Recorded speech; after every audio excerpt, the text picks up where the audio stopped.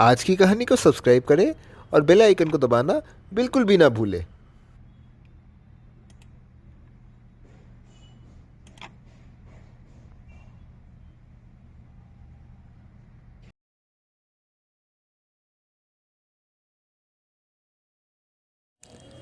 एक दिन दरबार पर राजा कृष्णदेव अपने मंत्री को बुलाता है। वह विजयनगर पर कुएं का निर्माण का कार्य मंत्री को सौंपता है। बहुत गर्मी होने के कारण राजा ये आदेश देते हैं। मंत्री अपने शाही खजाने से कुछ धन समेटकर कार्य पर जुट जाता है। कई दिन बीतते हैं। मंत्री शहर में कुएं निर्माण करने का कार्य प्रारंभ करता है।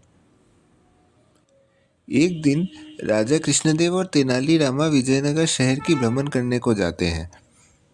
वे दोनों विजयनगर पर जगह जगह कुएं बनाने का निरीक्षण करते हैं। राजधानी के कुछ ग्रामवासी एक दिन तेनालीरामा से मिलने को जाते हैं।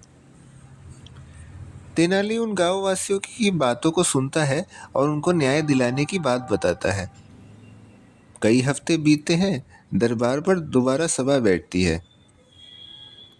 तेनालीरामा भी उस सभा में मौजूद था। तेनाली राजा से कहता है, महाराज, विजयनगर में बनाए सभी कुएं चोरी हो गए हैं। इस प्रकार से ग्रामवासियों को बहुत मुश्किलें झेलनी पड़ती है। राजा कृष्णदेव तेनाली से पूछते हैं, ये किस प्रकार की बातें कर रहे हो? कुएं भला कैसे चोरी हो सकता है? तेनालीरामा उत्तर देता है, महाराज, आपको यकीन ना हो तो गांव वाले दरबार के बाहर है, आप उनसे पूछ सकते हैं। राजा तेनालीरामा की बात मानकर गांव वासियों को अंदर बुलाते हैं। वे सभी ग्रामवासी राजा को अपनी संकट बताते हैं। तभी राजा कृष्णदेव, मंत्री और तेनाली संग राजधानी क्षेत्र की ओर पहुंचते हैं। वहां पर राजा राजधानी क्षेत्र पर बहुत सारे कुएं गायब देखता है। राजा मंत्री से बहुत नाराज होता है। वह मंत्री को कुएं के ना निर्माण होने के बारे में पूछता है।